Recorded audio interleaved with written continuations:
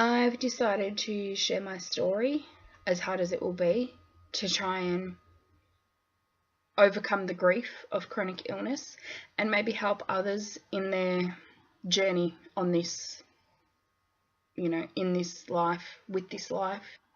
My main condition is transverse myelitis, but I've also got polycystic ovarian syndrome, also known as PCOS. I've got endometriosis, I've got asthma, I've got Crohn's, which is inflammatory bowel disease, and my pancreas doesn't work properly because of all the steroids. My journey started in October of 2012,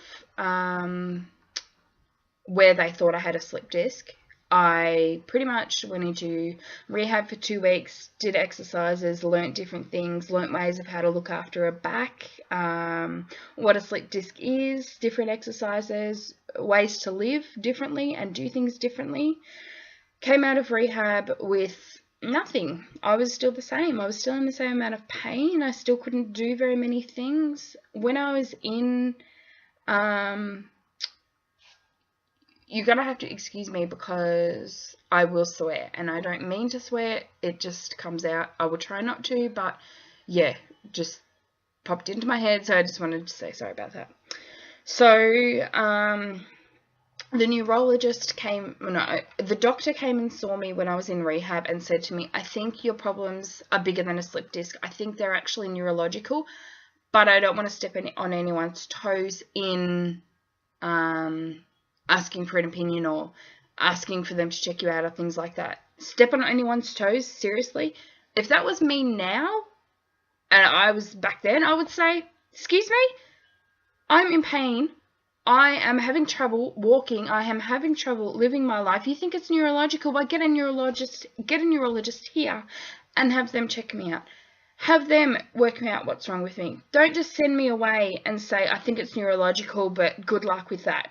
That doesn't work.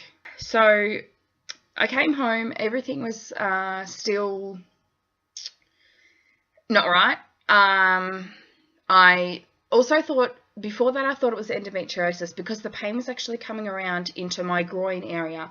So I went and saw my gyno, and she said to me, no, I think it's neurological. I've got a friend who's a neurologist, and I'll put you on his waiting list. So that was fine. In the meantime, I went back to work. I was a teacher. I was using a TENS machine. I was using a heat pack. I was doing anything I could to stop the pain without taking painkillers because I didn't want to take painkillers at work, the heavy stuff. I just don't like it. I don't like the feeling it gives me, and I am responsible for all those kids, and there is no way that I'm going to put my welfare before their own. No, they're in my hands, and their parents trust them with me, and that's just that. No painkillers. So we went on camp. On camp one night, I remember lying in the bunk thinking, I need an ambulance. I'm really not well. I am in that much agony that I need an ambulance. But I didn't want to go cause hysteria. I didn't want to upset people. I wanted the kids to enjoy their camp. I didn't want work to worry or,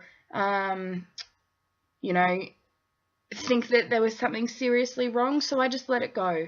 It was one of the worst pains I've ever been in. And I just let it go, which I shouldn't have. I got back from camp and I sat on my bed and I was just in agony. So the pain I was in was I couldn't wear pants. I couldn't have a blanket over me. If you were to touch my toe, I would scream. I was in that much agony. It was like knives stabbing me, twisting and turning and scrunching and just pain. I would literally sit there in my underwear and a top because I couldn't handle anything from the waist down. I went back to work for half a day when I got the call from my neurologist's office to say, we've got a cancellation, would you like to come in? Now, I think of that as it being meant to be and God intervening and somehow him making a cancellation, because if there hadn't have been a cancellation, I don't know whether I'd be walking today. If I hadn't have been able to get in to see Mark, I don't know where I would be. Honestly, I do not know where I would be today. I could be in a wheelchair. I could be a vegetable. I could be dead. I don't know. Transverse myelitis is unpredictable, and not many people know about it. There's no research, there's no data, there's no facts. It's 1 in a million, and it's just pure unlucky. That's what it is. So I went in to see Mark. I was with my mum. It's a day that I will never forget. It was November 2012. The exact date, I don't know. It's in my records. I've chosen to forget about this day. This is the first time I'm actually talking about this day. So I went into Mark's office thinking, oh, she'll be fine, you know, it's just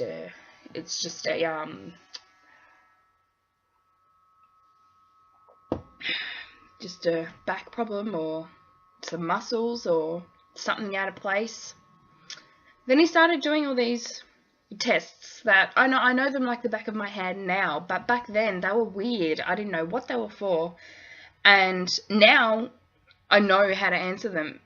And back then, my body couldn't answer them. I had no reflexes. I had no sensation. I had no connection with my mind to what my legs were doing. To tell my mind, make my big toe move, I couldn't do it. This was another one. I struggled so much with this, and through practice, I'm able to do it again. Clicking, I couldn't do that. I couldn't make my brain do that. And to come from being a teacher and doing anything I wanted to do, whatever I put my mind to, I knew I could do it. But my mind wouldn't work. My mind wouldn't send the signals. It just wouldn't get that. It just hit a block. It would stop.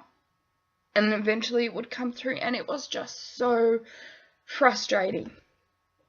So we were sitting in Mark's office, and I knew it was serious when he called the hospital and said, we need a bed, and we need a bed tomorrow.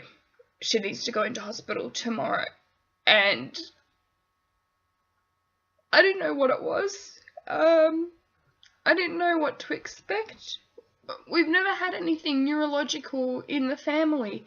I've never had known anyone with any neurological difficulties or illnesses. So I didn't know anything about it. At the time I was scared, but I was curious.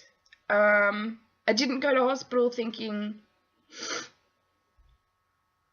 my life's going to change forever. I went to hospital thinking I'm going to get fixed up, which is hard because I didn't get fixed up. It's been years and a lot of hard work for me to be somewhat fixed. So we get into hospital, and I had a couple of MRIs. One of the most excruciating things I have ever been through, and still get nightmares from it today.